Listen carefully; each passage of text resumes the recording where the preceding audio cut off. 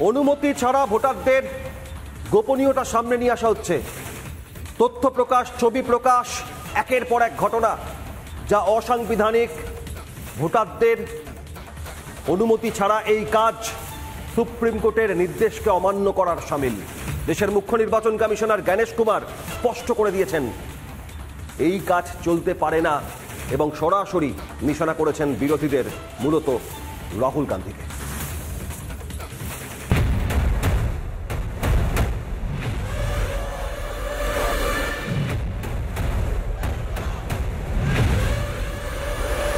माननीय supreme court 2019 में ही कह चुका है कि यह मतदाता की निजता का हनन हो सकता है।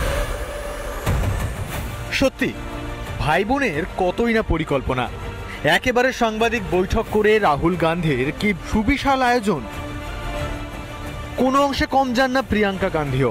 অতি সম্প্রতি বিহারের এক মহিলার ছবি আঁকা টি শার্ট পরে সংসদ চত্বরে হাঙ্গামা করতে দেখা যায় রাহুলের বোনকেও। मेरे कौन होते हैं? प्रियंका गांधी या राहुल गांधी मेरे कौन होते हैं? उनको अधिकार किसने दिया कि मेरे नाम का टी शर्ट, मेरे तस्वीर का फोटो लगा कर टी शर्ट पहने? क्यों? कारण क्या है? कौन होते हैं? उनको अधिकार दिया किस? কিন্তু রাহুল প্রিয়াঙ্কার কোনো জারি জুরি ধোপে টিকল না। সৌজন্যে মুখ্য নির্বাচন কমিশনার। আরো একবার শুনুন কি বললেন জ্ঞানেশ কুমার।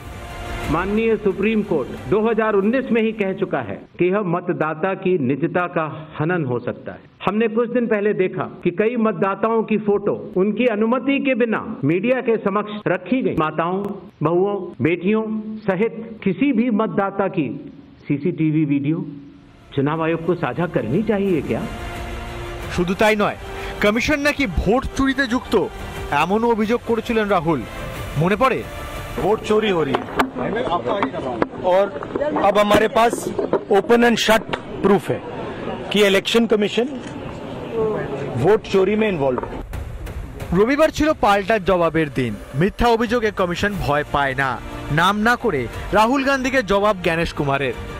मतदाता द्वारा अपना प्रत्याशी चुनने के 45 डेज के भीतर माननीय उच्च न्यायालय में चुनाव याचिका दायर न की जाए और फिर वोट चोरी जैसे गलत शब्दों का इस्तेमाल करके जनता को गुमराह करने का असफल प्रयास किया जाए तो यह भारत के संविधान का अपमान नहीं तो और क्या है?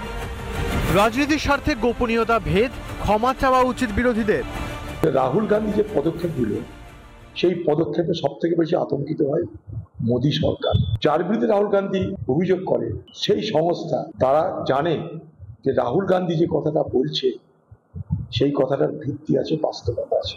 এই নাটকটা না করে নির্বাচন কমিশন যেমন বলেছেন আদালতের কাছে হলফনামা দিয়ে তারা জানাতে পারেন এই নাটক করে যার নিজের নির্বাচনী তালিকায় নামটা বৈধ কিনা সেটাও যখন প্রশ্নের মুখে, এটা না করাই কাম্য।